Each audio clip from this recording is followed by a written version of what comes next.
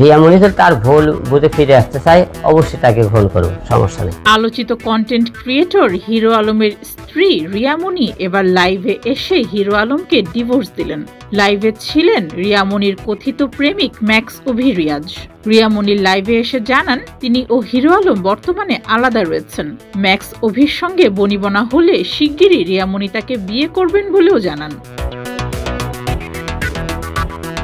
এর আগে কক্সবাজারে একান্তে রোমান্টিক সময় কাটিয়েছিলেন ম্যাক্স অভি ও রিয়া মনি। কক্সবাজার থেকে দুইজন প্রকাশ করেন অন্তরঙ্গ মুহূর্তের কিছু ভিডিও।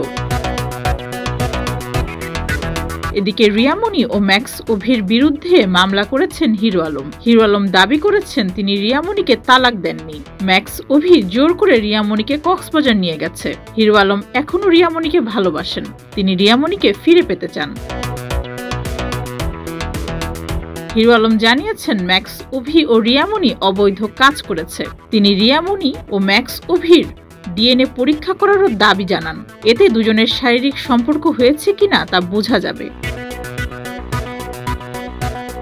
এর আগে ফেসবুকে একাধিক পোস্ট দিয়ে হিরো আলম অভিযোগ করেন তার স্ত্রী রিয়া মনি প্রেমিক ম্যাক্স অভির সঙ্গে কক্সবাজারে একটি হোটেলে রাত কাটাচ্ছেন। এরপর রিয়া মনিও জানান তিনি হিরো আলমকে তালাক দিয়ে ম্যাক্স অভিকে বিয়ে করবেন। এ নিয়ে সামাজিক যোগাযোগ মাধ্যমে শুরু হয় ব্যাপক আলোচনা। ডেস্ক রিপোর্ট, যুগের চিন্তা।